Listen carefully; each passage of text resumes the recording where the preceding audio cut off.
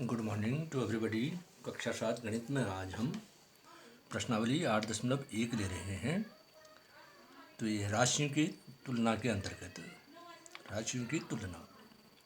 तो यहाँ पर प्रश्न नंबर 1, 2, 3 ही प्रश्न इस प्रश्नावली में है। पहले प्रश्न में है अनुपात ज्ञात कीजिए। A, B, C, D 4 question हैं। 5 रुपये का 50 पैसे से, 15 kg का 210 ग्राम से, 9 मीटर का 27 सेंटीमीटर से और 30 दिनों का 36 घंटों से। तो बच्चों, जैसा कि आप जानते हैं, अनुपात पिछली कक्षा में आपने सीखा, दो राशियों की भाग विधि से तुलना करना अनुपात कहलाता है। तो दो राशियों में अनुपात तभी ज्ञात हो सकता है जब दोनों राशियां एक ही इकाई में हों, अर्थात दोनों राशियों का मात्रक एक हो। तो जब कभी हमको दो राशियों में अनुपात ज्ञात करना होता है तो हमको ये देखना होगा कि राशियों का मात्रक क्या है। अगर उनका मात्रक भिन्न भिन्न है तो हम उनको एक ही मात्रक में बदलेंगे।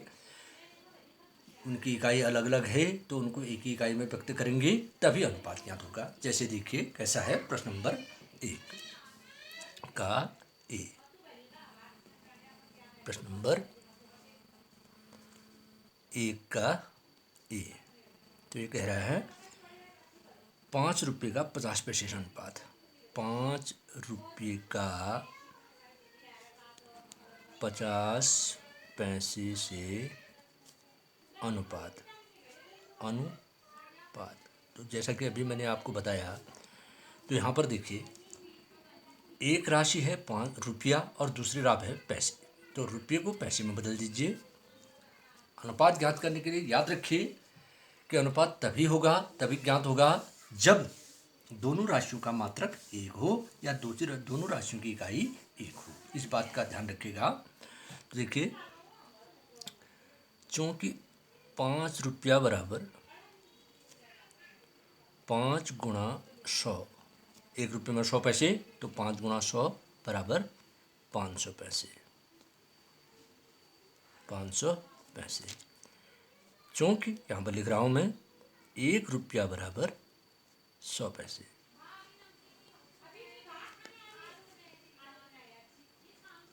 ये हो गया।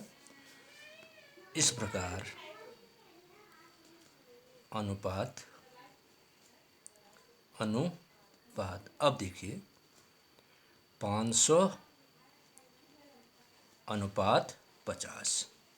इसको भिन्न में बदल दीजिए। किसी भी अनुपात को भिन्न के रूप में लिख सकते हैं।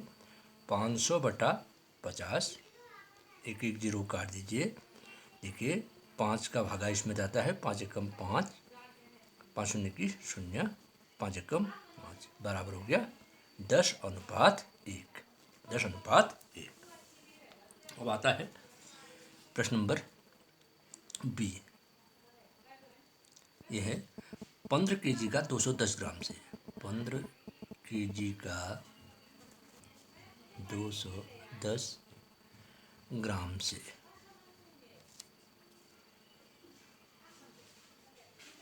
अनुपात।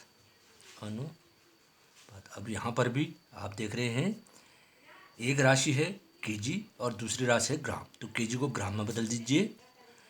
तो चूँकि 15 kg बराबर 1 kg में कितने ग्राम? 1000। 15 गुणा 1000 बराबर 15,000 ग्राम। 15,000 ग्राम यहाँ पर लिख देते हैं, चूँकि 1 kg बराबर 1000 ग्राम। इस आधार पर हमने 15 kg के ग्राम बनाए। 15 गुणा 1000 15,000। इस प्रकार अनुपात अब देखिए अनुपात बराबर, अब देखिए 15,000 अनुपात 210। भिन्न में बदल दीजिए। 15,000 बटा 210, एक एक जीरो काट देते हैं। 3 से भाग जाता है, 3 से 21। यहाँ देखिए 3 पंचे 15, 3 शून्य के 0, 3 शून्य के 0, 500 बट्टा 7 बराबर 500 अनुपात 7 का अनुपात है। अगला है क्वेश्चन हमारे पास 9 मीटर का 27 सेंटीमीटर से।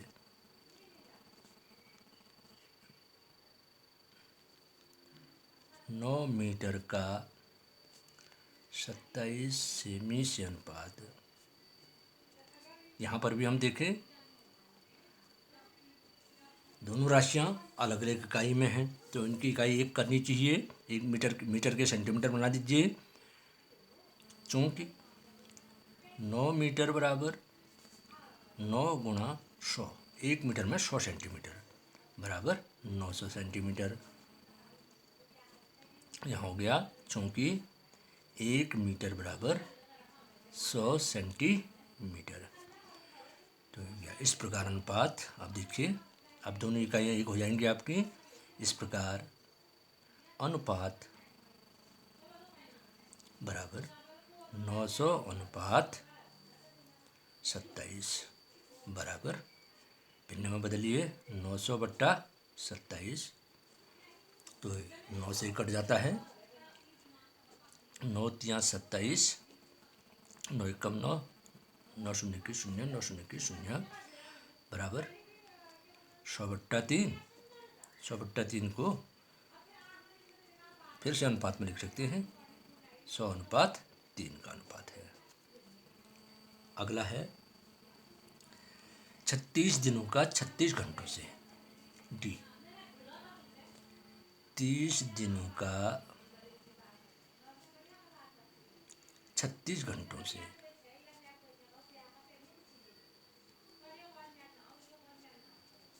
अनुपात, तो देखिए यहाँ पर दोनों राशियाँ देखें, दोनों राशियों की इकाई अलग अलग हैं, तो इनको समान इकाई में बदलना है। तो दिन के घंटे बनाने हैं आपको, तो एक दिन में 24 घंटे होते हैं। क्योंकि 30 दिन बराबर 30 गुणा 24, ये घंटे में बदल गया। 24 शून्य की 0, 24 तिया 72, 720 घंटे। कारण क्या रहा? क्योंकि एक दिन बराबर 24 घंटे। इस आधार पर हमने 30 दिनों के घंटे बनाए, 30 गुणा 24। इस प्रकार अनुपात, अब देखिए अब अनुपात निकाल लेंगे हम। इस प्रकार अनुपात बराबर हो जाएगा 720 अनुपात 36, भिन्न में बदलें 720 बटा 36, ये 36 से कटता है, देखिए 36 से कम 36, 36 दूनी 72 बराबर 20 बट्टा 1, अनुपात के रूप में लिखेंगे 20 अनुपात 1। तो ये हो गया हमारा क्वेश्चन नंबर 1 पूरा हुआ, ABCD। तो याद रखिएगा, दो राशियों में अनुपात आप तभी व्यक्त करेंगे या ज्ञात करेंगे जब राशियों की इकाई एक हो। अब आते हैं क्वेश्चन नंबर 2 में। प्रश्न नंबर 2, प्रश्न नंबर 2 क्या कहता है देखिएगा। ये कह रहा है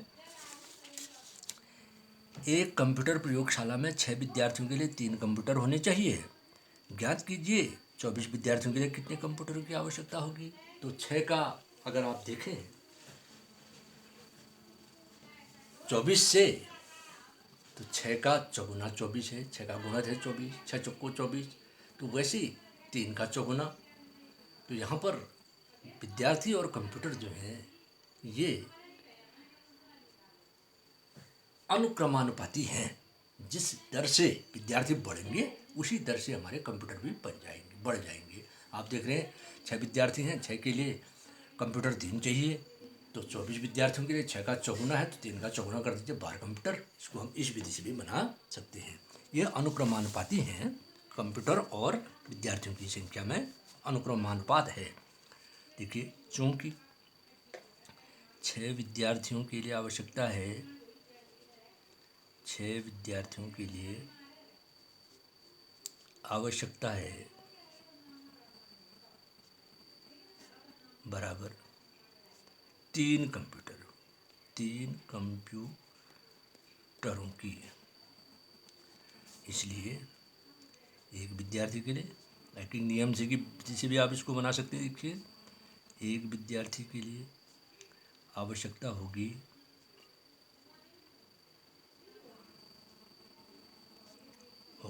बराबर 1 के लिए कम 3/6, कम के लिए भाग करते हैं, 6 का भागा 3 में कंप्यूटरों की, इसलिए 24 विद्यार्थियों के लिए 24 विद्यार्थियों के लिए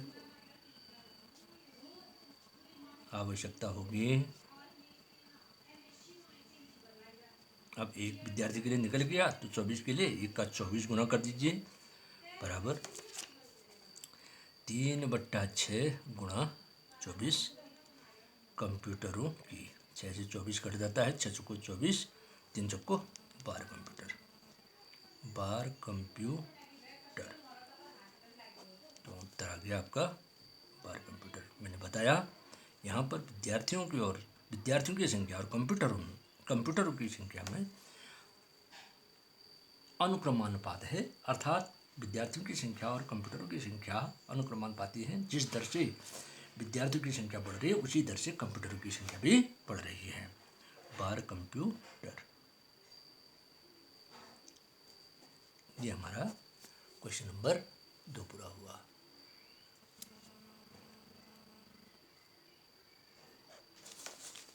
अब आते हैं प्रश्न नंबर 3, लास्ट है। राजस्थान की जनसंख्या 570 लाख और उत्तर प्रदेश की जनसंख्या 1660 लाख।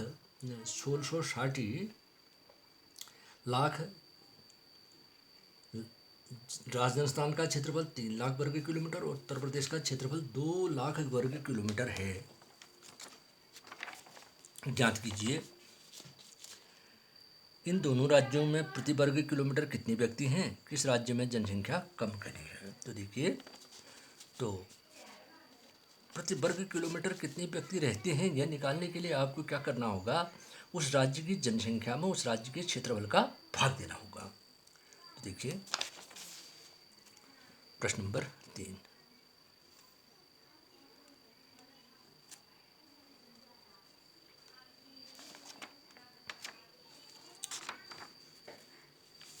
चूंकि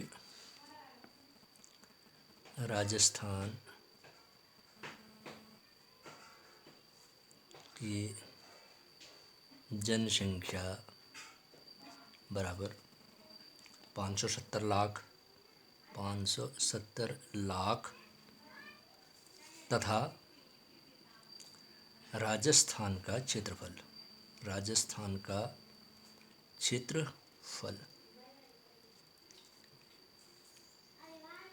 3 लाख वर्ग किलोमीटर, 3 लाख वर्ग किलोमीटर, इसलिए राजस्थान में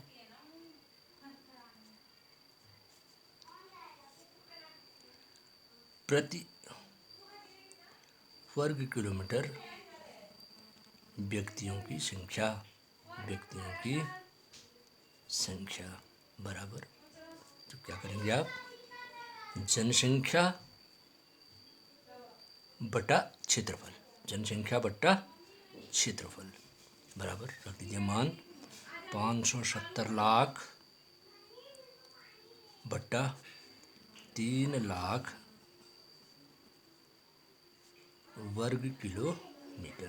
तो देखिए 3 से कटता है, भाग जाता है 570 में, 3 एकम 3 5 में गया, 2 से 27, 3 नम 27, 190 व्यक्ति प्रति वर्ग किलोमीटर, एक आंसर ये आ गया आपका। दूसरा, चूँकि उत्तर प्रदेश की जनसंख्या है 1660 लाख, 1660 लाख, 1660 लाख तथा उत्तर प्रदेश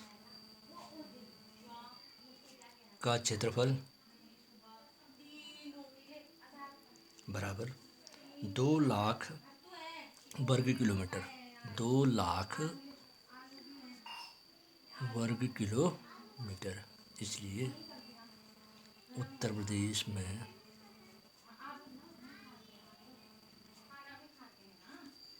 प्रति वर्ग किलोमीटर व्यक्तियों की संख्या बराबर, फिर वही बात जनसंख्या बट्टे क्षेत्रफल अगर हम करें तो उत्तर प्रदेश की जनसंख्या है 1660 लाख बटा क्षेत्रफल है 2 लाख वर्ग किलोमीटर। तो भाग दे दें आप, 2 से भाग जाएगा, 2 अट्ठे 16, 6 उतरा 2 तिया 6, 830 व्यक्ति प्रति वर्ग किलोमीटर। तो ये हो गया हमारा पहला सवाल। आय 7 का आय है, अब आ रहा आय ये पूछ रहा है अब किस राज्य की जनसंख्या कम घनी है। अब आप देखें राजस्थान में 1 वर्ग किलोमीटर में 190 व्यक्ति रह रहे हैं और उत्तर प्रदेश में 1 वर्ग किलोमीटर में 830 व्यक्ति रह रहे हैं। तो कहाँ की जनसंख्या कम घनी है ये पूछ रहा है, तो राजस्थान की जनसंख्या कम घनी है। राजस्थान की जनसंख्या, इसमें कुछ कैलकुलेशन करने की ज़रूरत नहीं, देख लीजिए। राजस्थान की जनसंख्या कम घनी है, अर्थात 1 वर्ग किलोमीटर में राजस्थान में कम व्यक्ति रह रहे हैं, 190 ही रह रहे हैं, उत्तर प्रदेश में 830 रह रहे हैं, कम घनी है। तो दैट्स ऑल। आज हम इतना ही देखेंगे। प्रश्नावली 8 पूरा हुआ, 3 क्वेश्चन थे।